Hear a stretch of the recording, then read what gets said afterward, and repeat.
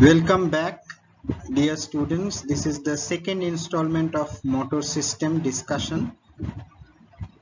Today I am going to discuss about the details of the different descending motor tracks. I have only enumerated them and given the overall view.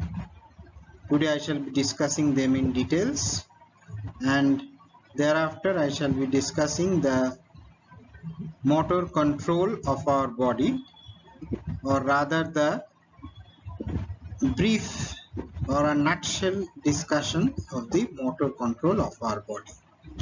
So let's proceed.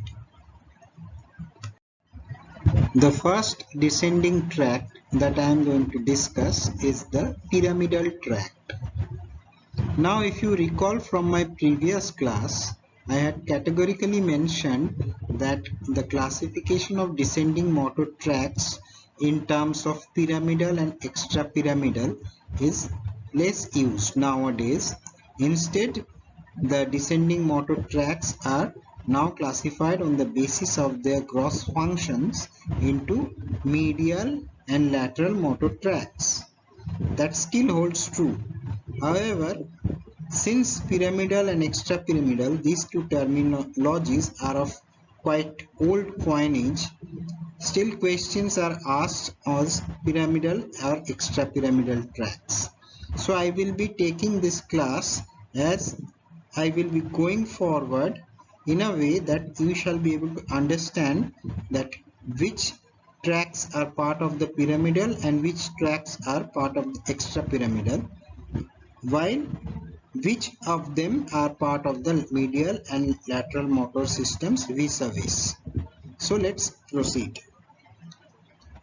The pyramidal tract, also known as the corticospinal tract, that comprises the lateral and anterior corticospinal tracts. They are the premier descending tracts from the cerebral cortex. So from here it is clear, the pyramidal tract are the corticospinal tracts taken together. What were they? The lateral corticospinal tract, which was part of the lateral motor system, and the anterior corticospinal tract, which was part of the medial motor system. So the pyramidal tract contains fibers of both the motor systems. Now, why they are called the pyramidal tract? They are called the pyramidal tracts because they form pyramid-shaped elevations on the ventral surface of the medulla while they descend to the spinal cord. So, this terminology pyramidal tract is of quite old coinage. When anatomists were dissecting the brain tissues, they found that bunch of axons formed pyramid-shaped elevations on the ventral surface of the medulla. So they named this bunch of axons as the pyramidal tracts. Their functions were still not well delineated in those times. That is why the terminology still remains. Now, what are they comprised of? They are comprised of bunch of axons, as I have said, but where are the new cell bodies of these axons? So they are made up of axons of neurons occupying the layer 5 of the cerebral cortex. In your anatomy classes, we must have now been taught how many layers there are in the cerebral cortex. There are 6 layers, and the layer 5 there are cell bodies whose axons are forming the pyramidal tracts, but not from everywhere of the cerebral cortex. Which areas of the cerebral cortex are contributing to the fibers of the pyramidal tract? It has been found that about 30% fibers come from the primary motor cortex, that is Brodmann area 4. Another 30% come from the premotor area or Brodmann area 6, and their axons project to the ventral horns of the spinal cord to alter the activity of alpha and gamma motor neurons. The details of alpha and gamma motor neurons will be dealt with when muscle spindle will be taught to you.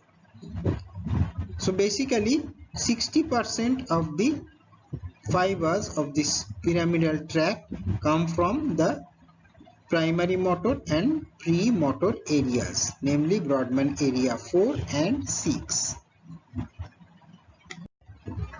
The rest 40% of the corticospinal tract or pyramidal tract axons actually come from the somatosensory cortex and other regions of the parietal cortex, which are basically association areas between the somatic and motor systems.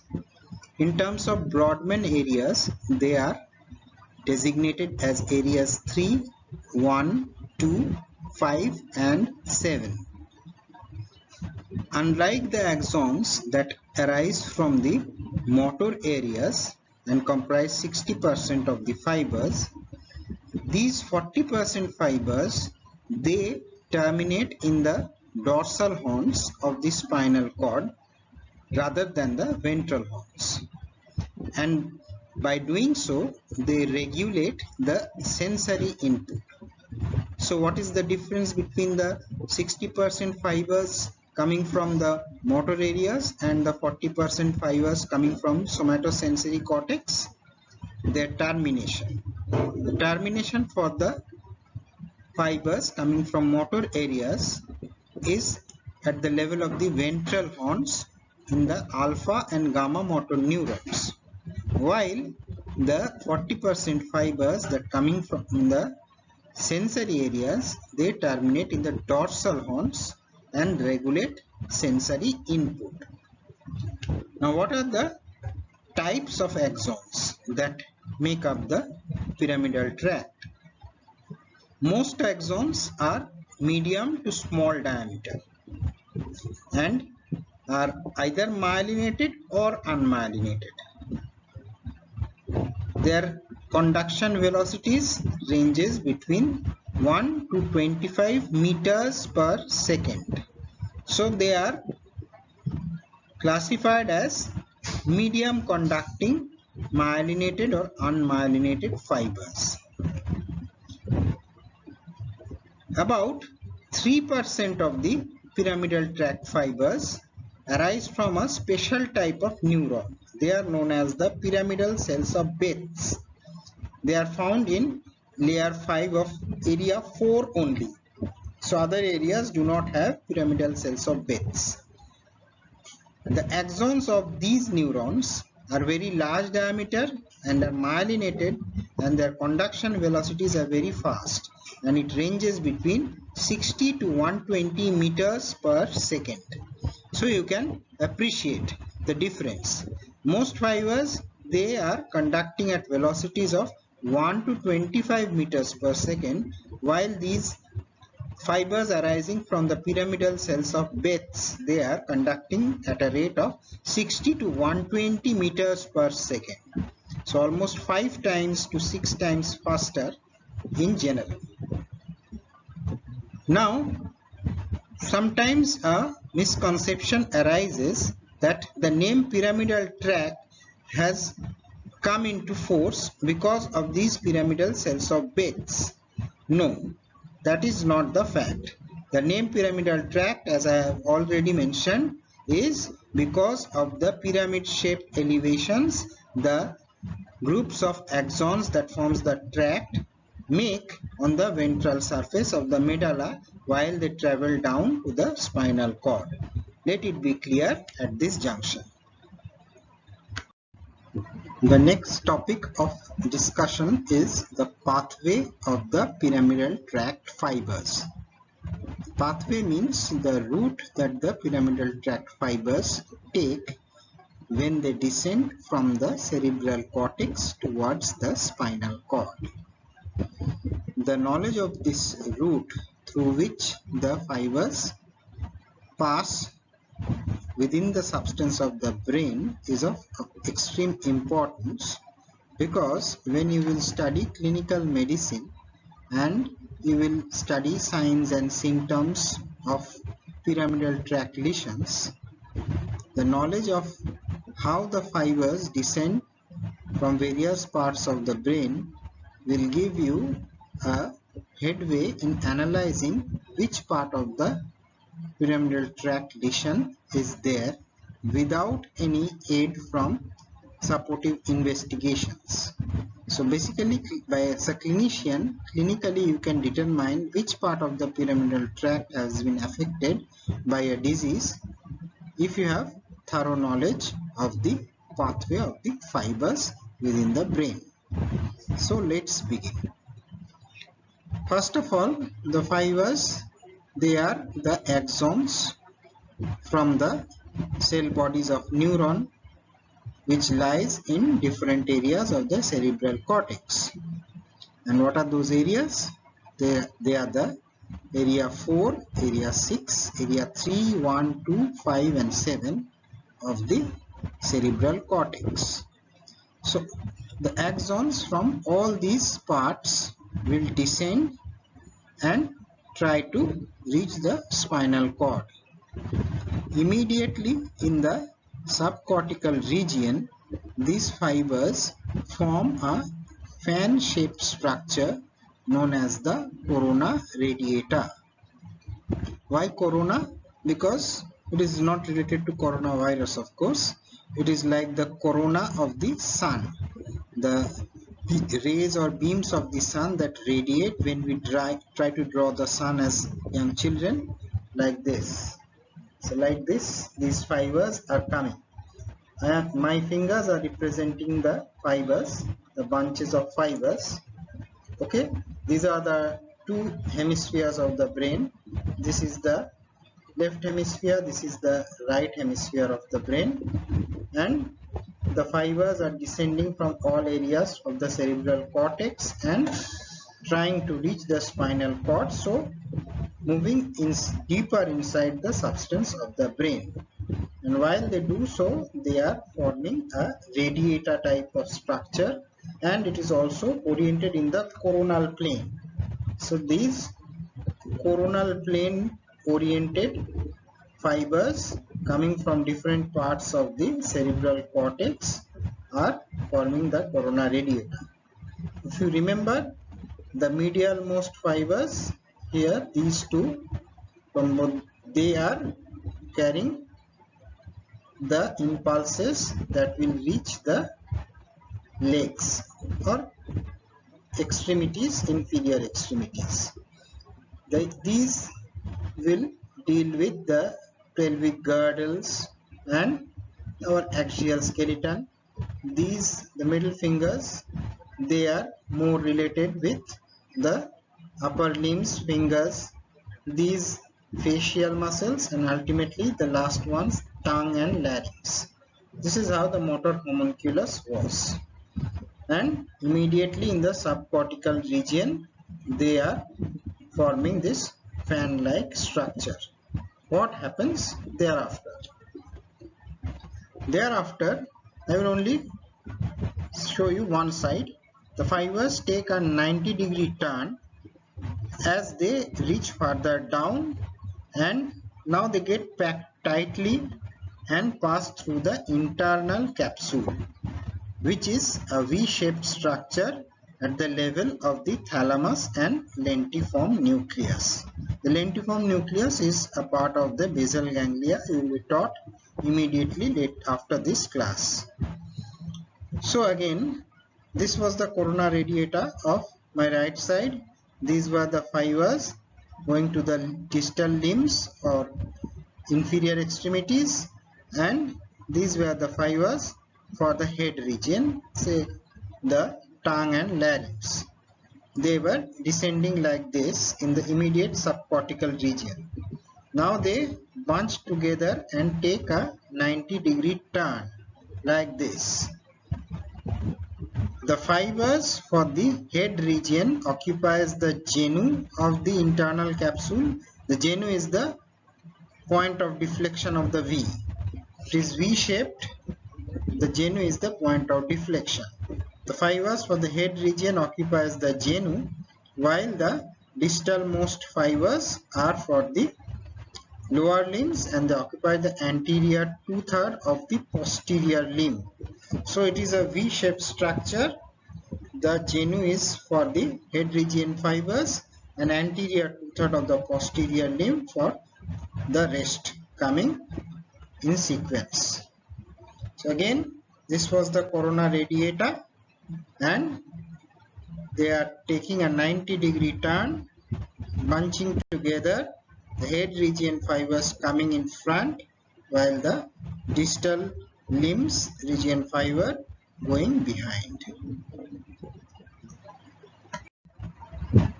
So after the fibers have reached the internal capsule, thereafter they further descend into the midbrain. The midbrain is the first part of the brain stem. In the midbrain, these fibers occupy the middle 3/5 of the crus cerebri. There is a structure known as crus cerebri in the midbrain.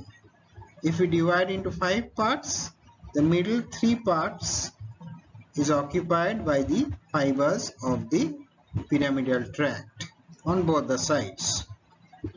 Here another 90-degree turn of the fiber occurs, resulting in head region fibers lying medially and lower limb lying laterally. So again, let's recall what happened at the corona radiata. These were the orientation of the fibers. These were the fibers for the lower extremities, and these were the head region fibers. The head region fibers were lying laterally while the extremities or lower extremity fibers were medial most. Now as they descend, they bunch together, occupy the internal capsule, the head region fibers coming in front and the lower extremity going behind, and there is a 90-degree turn. From the coronal plane, they are now in the sagittal plane. Thereafter, what happens as they reach further down into the crus cerebri, occupying the middle 3/5, they again take a 90-degree turn like this, back into the coronal plane somewhat, and now the medial most fibers are the head region fibers, and these are the fibers going to the lower extremities. So there are two 90-degree turns. First, from the corona radiata to the internal capsule, there is one 90-degree turn where the head fibers come in front, and then the head fibers are going medially or becoming the medial most fibers, while the leg region fibers are the lateral most. What happens thereafter? From the midbrain, the fibers now descend into the pons. Now this pons is a structure where there are a lot of nuclei or collection of cell bodies. As these fibers descend, they now cannot stay together. To accommodate the different cell bodies, they become divided into small bundles and travel through the different pontine nuclei. At different levels of the brain stem, the medial most fibers of the pyramidal tracts, they peel off, cross the midline and go and terminate to different cranial nerve motor nuclei. So again, as I have said, the pyramidal tract fibers have now entered the brain stem. First, they are occupying the crus cerebri, the middle 3/5 in the midbrain, and in the pons, they are getting separated into small bundles to accommodate the different pontine nuclei, and in this phase, the medial most fibers, they peel off, cross the midline and terminate in the cranial nerve motor nuclei. And which nerve cranial nerve motor nuclei? the 5th or trigeminal nerve, the 7th or facial nerve, the 12th or hypoglossal nerve, and the 11th or accessory nerve. So these fibers are terminating on the cranial nerve motor nuclei, not reaching the spinal cord. So even though they are part of the corticospinal tract, they are actually not. That is why they have a different name. They are known as the corticonuclear or corticobulbar fibers. Why corticobulbar? Because earlier the entire brain stem was known as a bulb. It looks like a bulb. So it was known as a bulb. The brain stem comprises of 3 parts. I hope you know the midbrain, pons, medulla coming one after the other. And since these fibers coming from the cerebral cortex accompanying the pyramidal tract but not ending in the spinal cord, but instead ending in the different nuclei of the cranial nerves, hence they are known as the corticonuclear fibers. And they are peeling off from the medial most part, obviously, because as I have said, the medial most fibers are for the head region. What is the job of these corticonuclear fibers? They modulate the motor activities of the face, tongue, pharynx, larynx, sternocleidomastoid, and trapezius muscle. So these are the main job of the corticonuclear or corticobulbar fibers. So all fibers of the corticospinal tract are not corticospinal in nature. A part of them are corticonuclear, and always remember they are crossing the midline and then terminating. What happens thereafter? Thereafter, in the upper medulla, the fibers which have got separated in the pons into small groups, they again reunite in the upper part of the medulla. And when they reunite, they form the eponymous pyramids on the ventral surface of the medulla. The name pyramidal tract, as I have said, is because of the pyramidal shaped elevations caused by bunch of axons that form the tract. So these are the eponymous pyramids. After the fibers get separated in the pons, they reunite at the level of the medulla and form pyramidal shaped elevations on the ventral surface of the medulla oblongata. After the pyramid has been formed, 80 to 90% of the fibers, they cross to the opposite side and continue down into the spinal cord as the lateral corticospinal tract. The rest remain on the same side and continue down into the spinal cord as the anterior corticospinal tract. So this is the final part. After formation of the pyramid, 80 to 90% fibers, they cross. So they are crossing, the right going towards the left going towards the right, and ultimately lying within the lateral part of the white matter of the spinal cord and forming the lateral corticospinal tract, while about 10% they remain on the same side and form the anterior or ventral corticospinal tract. Ultimately, the pyramidal tract fibers have got separated into lateral corticospinal tract and anterior corticospinal tract. 90% fibers forming lateral corticospinal tract and 10% the anterior corticospinal tract. The lateral tract fibers cross, the anterior tract fibers don't cross, and they cross at the level of the lower medulla. If you remember, I have said what is the orientation of the fibers was the cervical or head and neck fibers were most medial, leg fibers were most lateral. For the anterior corticospinal tract, they remain like this only. They do not cross and they descend, and it is simple. In them, the medial most fibers are for the head regions or neck regions, and the lateral most for the leg regions. That's easy to understand. What happens to the 90% fibers that cross? How do they cross? Do they cross like this? Simply that the medial most fibers become lateral most? No. Actually, I am going to show you from one side. It will be easier to understand. If this is the right sided middle tract, 10% fibers are gone, 90% remain, and they are going to cross to the left side. When they cross, coming from above, they cross like this. So almost a 180-degree turn.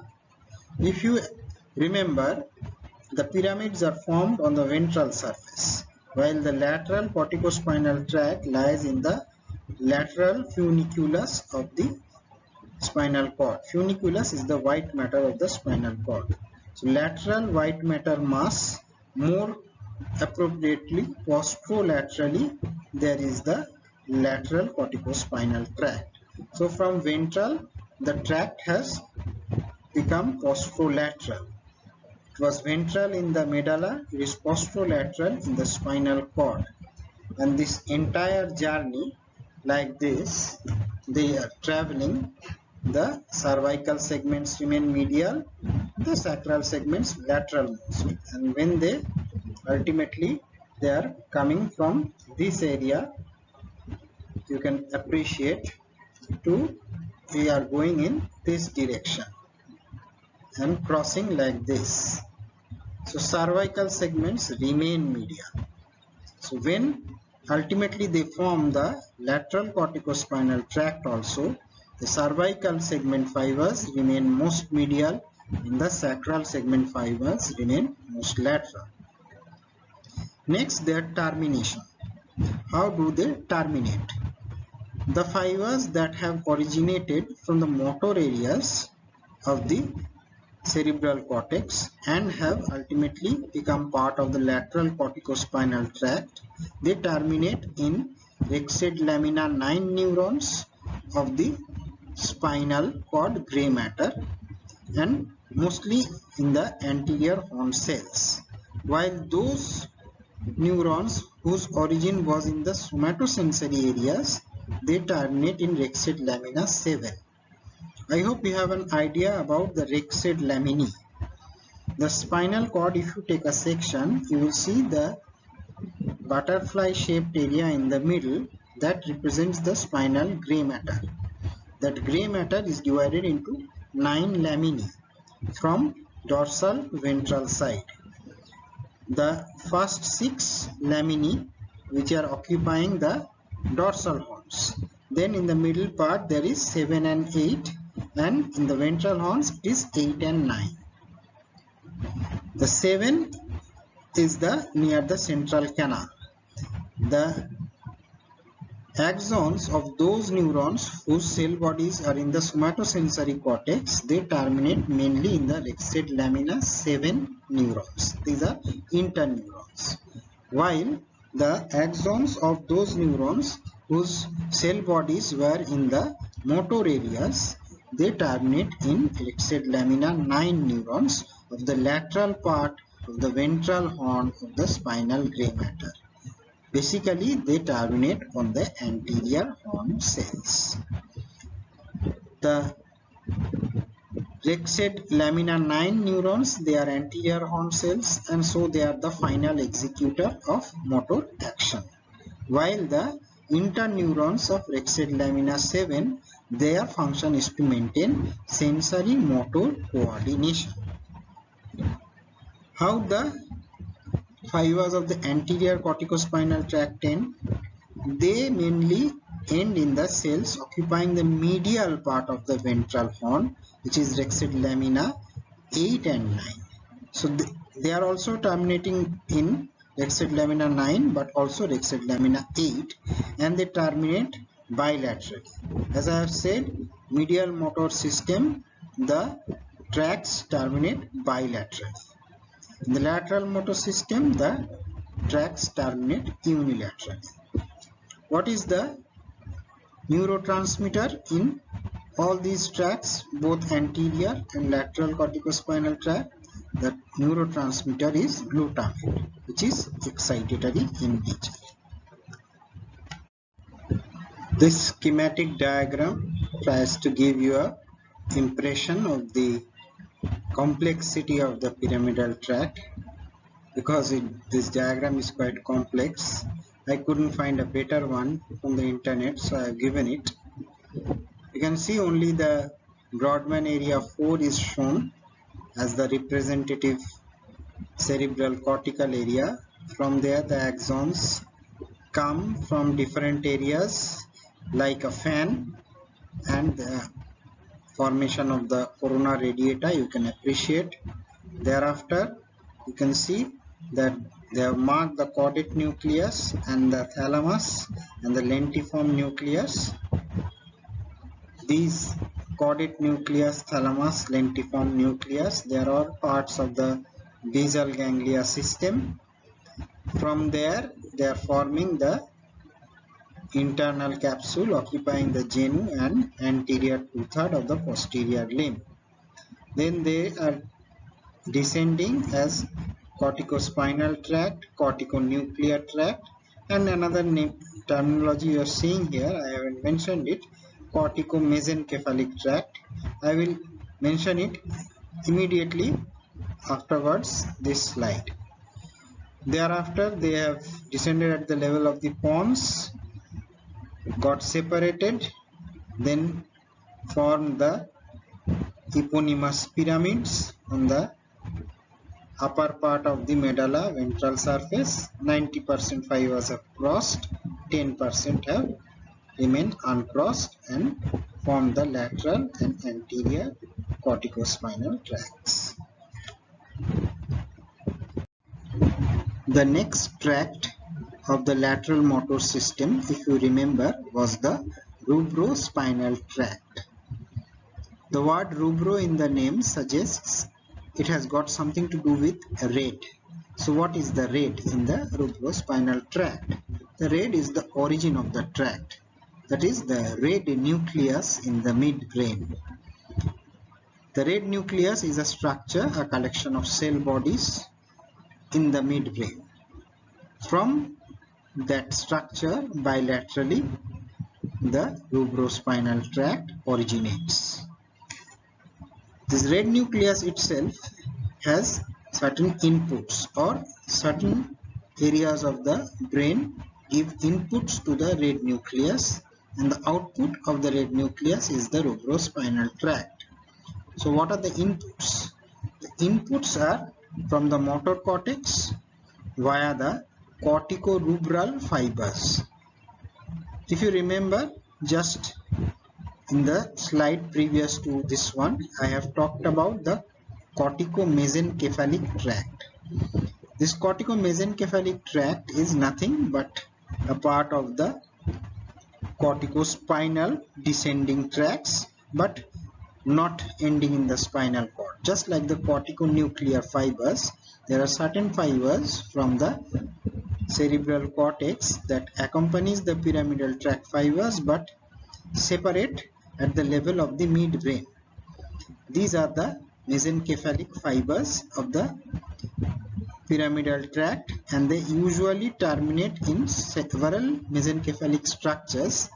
The most important of them is the red nucleus, and they are known as the corticorubral fibers. So basically corticomesencephalic fibers means the corticorubral fibers only. So these are the inputs to the red nucleus from the motor area of the cerebral cortex. The red nucleus also receives input from the cerebellum through a structure known as the superior cerebellar peduncle, and also from a structure known as the globus pallidus. This globus pallidus is again a collection of cell bodies just lying below the cerebral cortex, and they are part of the basal ganglia system. So inputs to the red nucleus are from the motor cortex via the corticoruberal fibers, from the cerebellum via the superior cerebellar peduncle, and from the globus pallidus of the basal ganglia system. Output, as I have said, is the rubrospinal tract. How the output fans out? The rubrospinal tract crosses immediately to the opposite side. So right side crosses to the left, left goes to the right, and then they descend successively through the pons, medulla, and reach the spinal cord lying in the lateral funiculus in close association with the lateral corticospinal tract. What is the job of the rubrospinal tract?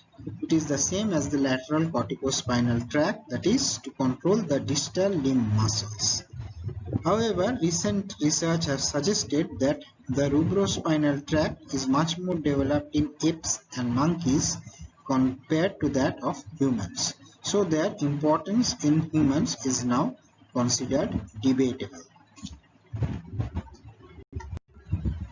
The next descending tract that I am going to discuss is the vestibulospinal tract. If you remember, I have said it is a part of the medial motor system. This vestibulospinal tract, or rather tracts, are actually two tracts: the lateral vestibulospinal tract and medial vestibulospinal tract. Both of them are part of the medial motor system, and they are mainly concerned with maintenance of posture, muscle tone, and equilibrium of the body by their control over axial and proximal limb muscles.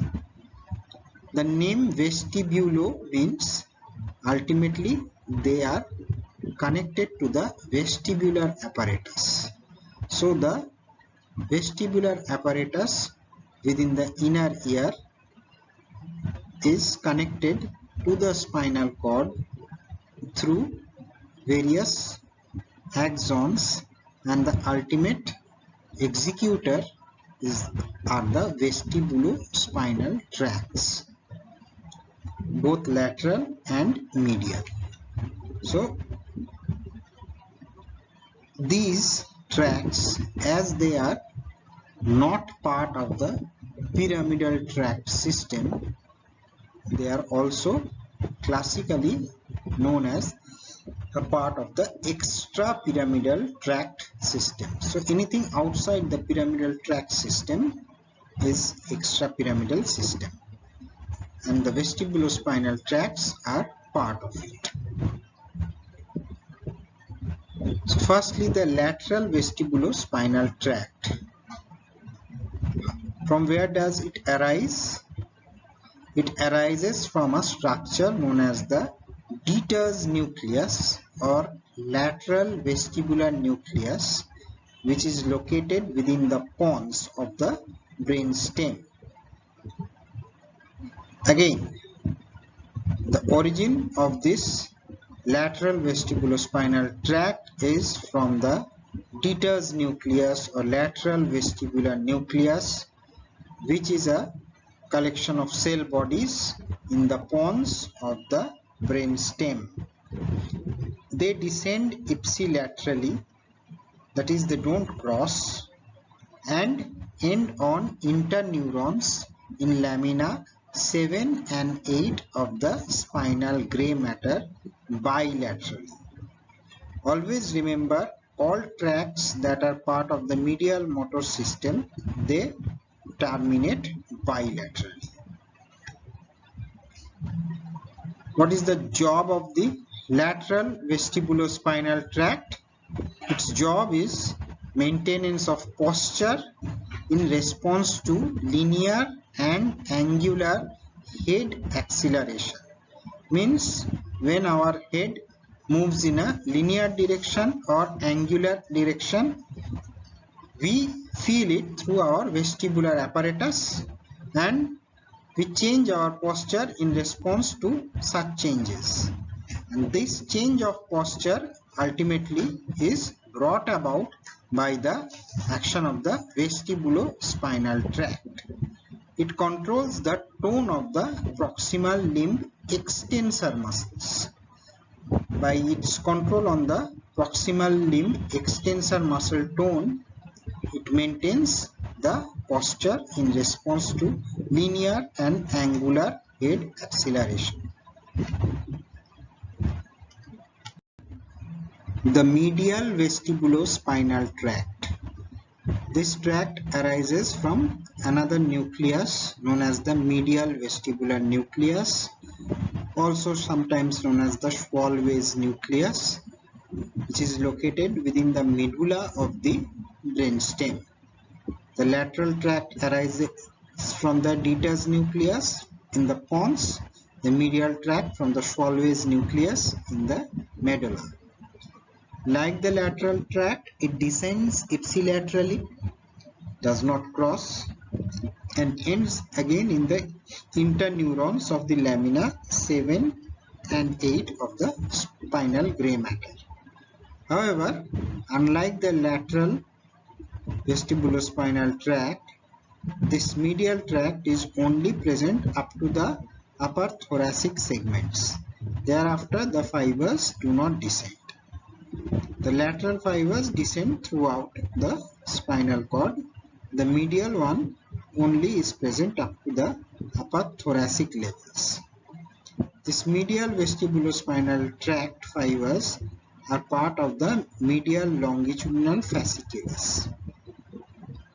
The details of medial longitudinal fasciculus will be taught to you in anatomy. What is the job of this medial vestibulospinal tract?